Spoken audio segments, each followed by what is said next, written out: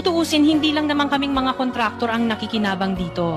Marami din sa inyo, mga politiko, ang nagpapataba ng bulsa sa pangungurakot. Ang totoo, may hati-hati yan mula sa pinakamataas hanggang sa mga nasa gilid lang ng sistema. Huwag nyo kaming gawing panakipbutas kasi kung babalikan ang lahat ng transaksyon, makikita ninyong mas malaki pa ang napupunta sa inyo kaysa sa amin. Lahat tayo alam ang laro, pero pag nahuhuli, kami lang ang tinuturo at pinarurusahan. Kaya wag ninyong ipakita sa publiko na malinis kayo dahil sa bawat proyekto may kapalit na porsyento para sa inyong mga opisina. Ang sistema mismo ang nagtutulak sa amin na sumunod. Kung hindi kami papayag, wala kaming makukuhang proyekto. Pero sa likod niyan, kayo rin ang pinakaunang nagdidikta kung magkano ang dapat itabi para sa inyo. Kaya kung talagang seryoso kayong mag-imbestiga, wag lang kaming kontraktor ang sisihin. Tingnan ninyo rin ang mga pangalan na nakaupo ngayon sa mga komite, sa mga ahensya, at lalo na sa mismong mga nagpapalakad ng gobyerno. Dahil sa totoo lang, pare-pareho tayong nasa iisang lamesa, iba-iba lang ang laki ng parte na nakukuha. Kawawa po talaga ang mga mamamayang Pilipino kasi ninanakaw lang natin ang kaban ng bayan. Pera ng taong bayan pero tayo ang nakikinabang. Hindi ba tayo nahiya? Ang mga mahihirap mas lalong naghihirap. Kaya tama na ang pangungurakot natin. Narito ang Balitang Pinoy TV.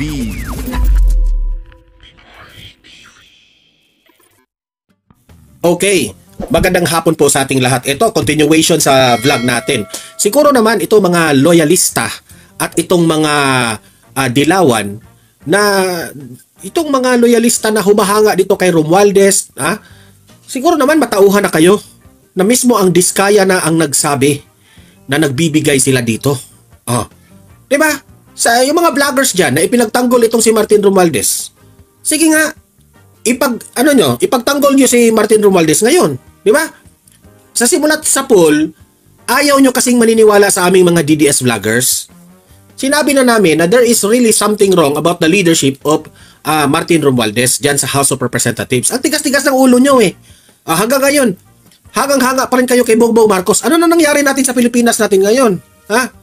Sobra pong lumalaganap itong korupsyon ngayon sa Pilipinas. Dito sa mga flood control at mga proyekto na gamit ng pera ng taong bayan na hindi po nagagawa ng maayos, mga substandards, mayroong mga ghost projects. Sa video na ito, sa vlog na ito, ay ipapakita ko sa inyo kung paano binutata at pinahiya nitong ni Senator Tulfo, Erwin Tulfo, dito sa mga contractors ng ito sa mga flood control. Imagine flood control pa ito Wala pa ito yung mga buildings na kinurap rin ng mga ibang contractors. Flood control lang ang pinag-uusapan natin dito. Wala pa yon. This is just the tip of the iceberg, ika nga. Okay? So, tinatanong itong mga ibang contractors na natulad ba kayo ng mga Diskaya? Na itong mga Diskaya umami na nagbibigay sila dito sa mga kongresista. Nagbibigay sila that is corruption. Mamaya ipapakita ko sa inyo buong buo. Okay? Pangalawa nating pag-usapan, itong si Curly Diskaya, itong husband ni Sara Diskaya, na pinatunayan niya na tinanong siya, dahil ikaw ay nagbibigay ng pera sa mga government officials para magkaroon ng projects, hindi ba naaapektuhan ang quality ng project? Tinanong siya ngayon dito, itong si Curly Diskaya. Sabi naman ni Curly Diskaya is nagagawa pa naman raw nila yung quality pa rin raw na dito tayo magdebate. Maniniwala ba kayo?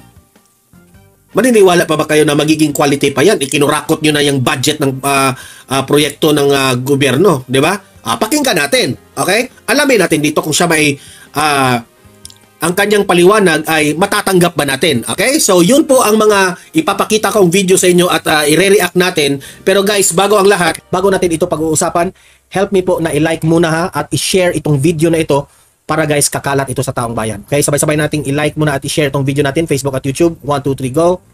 Okay? Like and share para maraming makalam. And also guys, paki-subscribe at paki-follow ito para lagi kayong updated sa mga balita na kagaya nito. at ma-notify ang inyong mga cellphones kung meron tayong breaking news. Okay? So, kagaya nito, breaking news ito. So, sabay-sabay natin i-follow, i-subscribe, Facebook at YouTube. Ready? Follow, subscribe. 1, 2, 3, go! Ayan, thank you very much. Okay. So, heto. I-play natin ang video sa Senator Erwin Tulfo. Ha?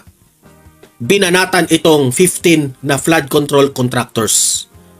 Kayo nang humusga kung itong mga contractors na ito ay nagsisinungaling o nagsasabi ng totoo. Ito, pasok. Yes, Mr. Chair.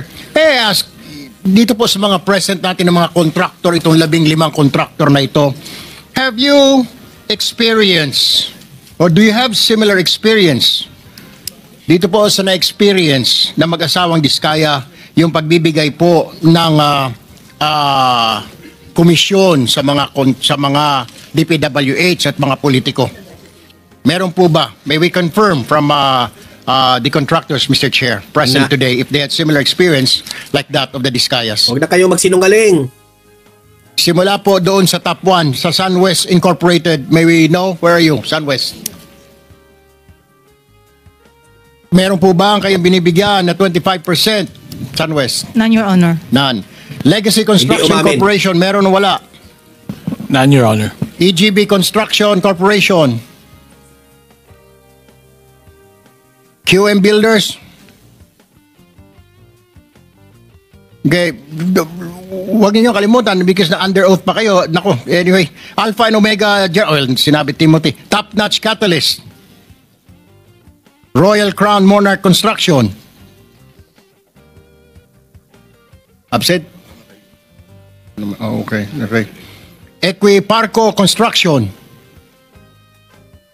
Where's Equiparco? Parang ayaw nang umamin lahat eh. Can you Equiparco? Nandito ba yung Equiparco kanina? Let's go down muna dito. Centerways Construction. Wala po, Your Honor. MG Samidan Construction. MG Samidan. LRTK Builders. Hightone Construction. Wala po, Your Honor. Road Edge Trading. 8J's Construction Services. So Mr. Chair, lumalabas, lahat ito ay nagsisinungaling siguro. Dahil wala ro nagbibigay ng komisyon sa mga DPW. So tanging itong kumpanya lang na ito, itong mag-asawa ang nagbibigay. I don't think so. Yung Wawaw Construction pala. Wawaw. Wala rin. Your Honor, sa pilitan ginamit po yung lisensya namin. What's that again? Sa pilitan pong ginamit yung lisensya namin, Your Honor. And then tinatanong sa iyo kung kayo ba ay nagbibigay din. Kaya nga, kayo ba yung nagbibigay?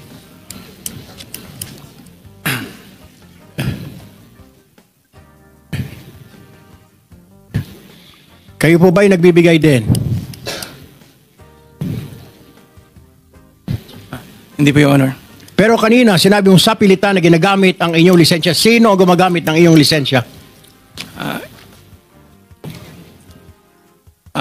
Si Sally Santos po, Your Honor. Sino? Sally Santos po, Your Honor. Sino si Sally Santos? May-ari po ng Sims Construction, Your Honor. May-ari ng Sims. Yes po, Your Honor. Siya lang ba ang... bakit mo nasabing sa pilitan? Pumapayag ka ba? I mean, hindi ka binibigyan? Hindi ka walang... di ba mayroong tinatawag na license for hire na 5%?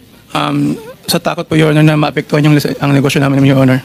Bakit ka matatakot? Siya ba ang nag-apply ng lisensya mo? Hindi si EGB? Hindi po, Your Honor. Lisensya ko po yun, Your Honor. So, pinapagamit mo lisensya mo?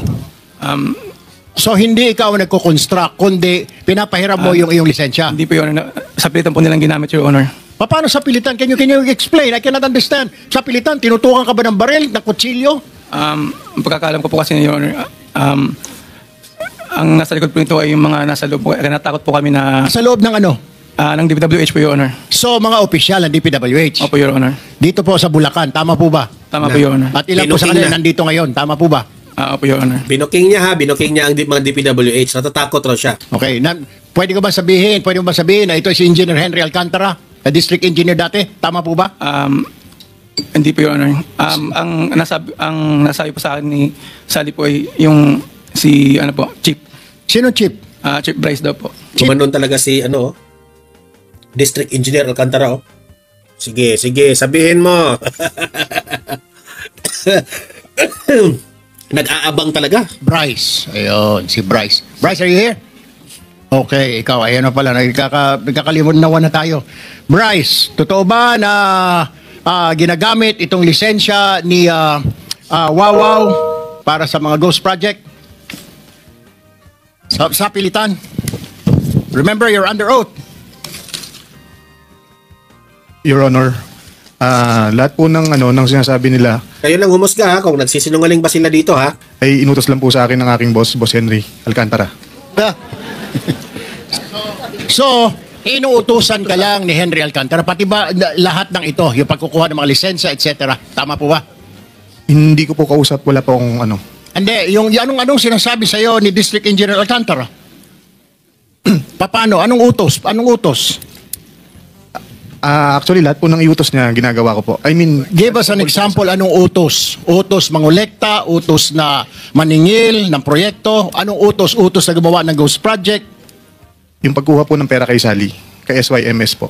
kay Sims? Ilang beses ka na Grabe, umami na talaga na may kinuhang pera. kuha ng pera kay Sims? Actually, hindi naman po personal na ako kumuha. Dinala lang po dun sa office ko. Doon din po pinakuha ni Boss Henry. Magkano yung binigay sa iyo at ilang beses nagbigay si Sims? Hindi ko po matandaan ko ilan po yung eksaktong ko ilang beses po, Your Honor. Ballpark, magkano na nakukuha ninyo kay Sims bilang lagay? Yung lagay hindi ko po... Hindi, magkano na nakukuha ninyong, let me rephrase that, magkano na ang naaabot sa inyo ng Sims para kay Alcantara? Your Honor, ano po? Sa totoo, hindi ko po alam kasi pagka po dinadala nila yan, nakabox, nakasarado po. Magkano naman ang hindi ka binibigyan ni Alcantara? Hindi ka inaabutan mo lang kahit barya? Wala po, Your Honor. Basta nakabox po, dinala po doon. Gaano kalaki yung bag? Box po. gaano kalaki? Ang nakikita ko po mga box po ng mga noodles. Gaano nga kalaki yung box? Grabe, yung pera nilagay sa box ng needles. Wow! Ang may mga para-paraan rin sila eh. Mga ganyan po kalaki. Abay, malaki-laki ano? Malaki Opo. mga 20 million. Anyway, Ade Bryce, okay? Hindi ka malang hinahatian ikaw? Hindi ka ba dumidiretso sa mga kontraktor? Hindi po. Saan mo nakukuha yung mga pangsugal ninyo ni Alcantara? Binibigyan ka lang ba ni Alcantara magkakasino? Dahil nung last time, ikaw naman nilaglag niya. Nagkakasino raw kayong pareho. Your Honor, totoo po yun. Nakakapunta lang po ako ng casino pag inaayan niya po ako. Sinasama po. Okay, Doon lang po. Magkano pinapatalo ninyo? Your Honor, ang nangyayari po kasi, pag nagpupunta po kami ng casino, siya lang po ang may dala ng pera. Wala po kaming dalang pera. Pera niya po ang ginagamit, binibigay niya sa amin para po maglaro. Ngayon po, pagka po naglaro at nanalo, sa kanya po binibigyan niya po kami ng balato. Pag po natalo, sa kanya po, pera niya po. Magkano? Kayo, maniniwala kayo doon sa explanation niya? Di ba? Hindi ko maniwala din. May kanya-kanyang opinion tayo ha. Ang dala-dala ninyo, kung alam mo, magkano yung dala-dala ninyong pera? Ilang bag? Your Honor, alam ko lang po may isang bag pero hindi ko po alam kung magkano po ang laman. Magkano ang tayaan ninyo? Magkano ang pag nakikita mo siya? I'm sure katabi mo, magkano ang taya niya? Hindi ko po matandaan. Totoo po yung sinabi niya na hindi po kami magkasama sa mesa pagka po naglalaro. Alright. Well, isa pa akong katanungan, Mr. Chair. Ibig mo sabihin, wala ka nakukuha sa mga kontraktor? Wala po, Your Honor. Saan nakuha? Paano ka nakabili ng Urus na Lamborghini? Wala raw siyang natanggap dito sa mga contractors na ito.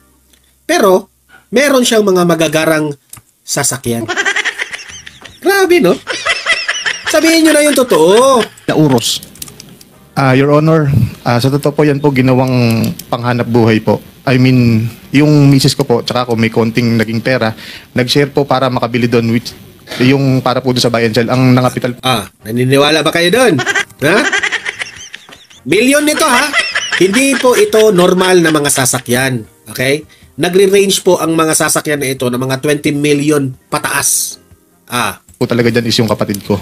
Kaya lang po nakapangalan sa asawa ko dahil meron po kaming share ng pera doon. I have no further questions, Your Honor. Baka may mga Mr. Chairman. katanungan yung kasamahan natin. Mr. Chairman, just to continue with Mr. Bryce. Sandali lang. Sa mga pinagtatanong po kanina ng mga contractors, kung kagaya po ng mga diskaya, kayo po ay nagbibigay din ng porsyento, sumagot po kayong lahat na hindi. Parang lumilitaw po ay yung mga diskaya lang ang nagbibigay ng porsyento at kayo pong lahat ay hindi. Sa palagay po ba ninyo ay kapanipaniwala po yung sagot ninyo? Wala pong sumasagot. Palagay ko sila din hindi naniniwala sa kanilang mga isinagot kay Senator Erwin. Senator, kailangan po natin magmadali ng konti kasi para makapag-take advantage po tayo sa presence ng ating Secretary of DBM. Marami pong tatanong tayo sa kanya. Mr. Chairman, at tutuloy ko lang po yung questioning ni Senator Tulfo kay kay Engineer Hernandez. Magkano ang sweldo ng Assistant District Engineer? Nasa 70,000 po monthly. Okay, 70,000. Pero yung mga nakasulat, nakaregister sa mga pangalan mo na sasakyan, ano-ano yung mga yon? Meron po akong Toyota. Tsaka motor, tsaka mga motor. Toyota Supra po, tsaka po yung Challenger po, Dodge. Magkano ang Toyota Supra? Nung time na 4 million po. Magkano ang Dodge Challenger? 7 million po. Meron ka ring mga motor, di ba? Ay, yung motor po, buy and sell po, yun. Bali, yung kapatid ko na nagba-buy and sell po. Di, mga nasa pangalan mo. Hindi ko po matandaan, Your Honor. Meron kang Ducati, 2022 Ducati. I'm sure alam ni Senator JB to dahil mahilig to mag-rider. Tapos, 70,000 per month lang ang kanyang sweldo. Okay? Paano kayo nagkaroon ng ganyang mga gamit? Di ba? Kaya kayo ngayon, ay lifestyle check nyo na yan lahat. Worth 2.1 million. Meron ka ring BMW R1250 worth 1.2 million. And then, ang asawa mo, meron rin, nabanggit na ni Senator Tulfo, meron ring Lamborghini Urus Performante. Tama ba? Magkano yung Urus? Your Honor, ang alam ko lang po, naging share dun is nasa 5 million pesos po. Well, yung presyo niya po talaga, hindi ko po alam kung magkano po. Kasi base, pina-cost out namin to sa customs. Pagbayad ang taxes, ang Lamborghini Urus is 30 million. Grabe. Ang Toyota Supra is about 10.8 million. Ang Dodge, nasa mga 9.2 million. Oh, grabe yan. So kung may sweldo kang 70,000 a month, paano ka nakabili ng 30 million na sasakyan? Correct. Your Honor, yung pong Lamborghini Urus is may share po doon, nag-share lang po yung asawa ko tsaka ako para gawin pong konting hanap buhay. Ano trabaho ng asawa mo? With all due respect to Senator Sherwin, ano trabaho ng asawa mo? Dati po siyang nasa GSIS. Magkano ang sweldo niya? Hindi ko po alam, Your Honor. So magkano yung Lamborghini? 30 million? Ang balita ko, pumunta ka rin sa tindahan ng kotse. Tinuro lang ng asawa mo, ito gusto ko, binili mo kaagad cash. Hindi po totoo yan, Your Honor. Magkano pinapatalo mo sa kasino? Diba? Yung asawa niya, gusto ko itong sasakyan na ito. Bili ka agad, di ba? So, ganyan kayaman. With all due respect to Senator Sherwin. Sa pera ko po, wala po akong pinapatalo, Your Honor. Ano alias ang ginagamit mo sa kasino?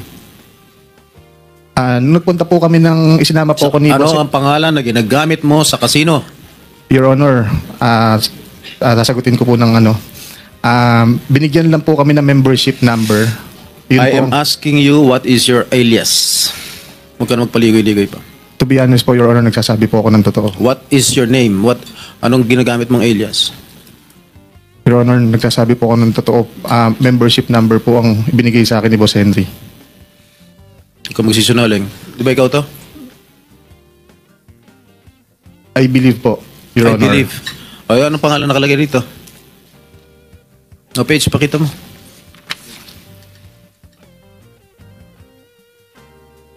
Patay kayo dyan. Ay, nako. Ayaw pa kasing aminin eh. Basahin mo. Your Honor, nakalagay po dito Marvin de Guzman. Hindi niya inamin ha. Pero nung nakita niya ang kanyang alias dyan, wala naman siyang reaction. Kung ikaw, kung talagang hindi ka nagsisinungaling, masasya ka. Oh, bakit ako nakalagay dito? Bakit ganitong alias ko? Wala siyang reaction, di ba? Tingnan nyo, parang hindi ka nagulat kasi alam mo na nagsisinungaling ka. Ha? Opinion ko yan ha, opinion ko yan. Sa naobserbahan ko lang, sa observation ko. Oh, ba't hindi mo alam? Your Honor, pag sinasama po ako, pagka po sa casino, wala po kaming daladalang membership card. Paano lumitaw to? Ito na nga mga kabalita. Ano na ang masasabi nyo patungkol sa balitang ito? Please comment down below mga kabalita. Pag-usapan natin yan sa comment section. At kung di ka pa nakasubscribe sa ating channel, baka naman